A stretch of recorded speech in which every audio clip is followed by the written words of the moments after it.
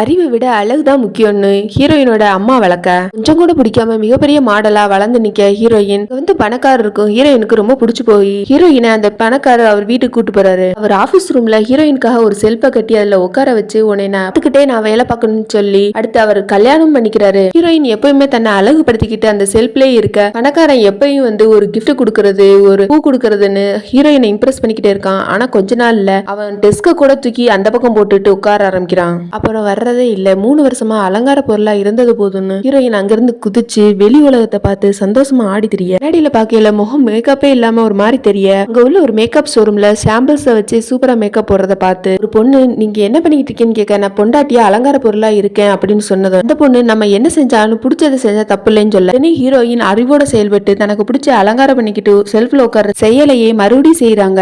வற்புறுத்தலும் இல்லாம சுதந்திரமா beauty products கம்பெனிக்கு மக்களை வரவழைக்கிறதுக்காக ஒரு விளம்பரமா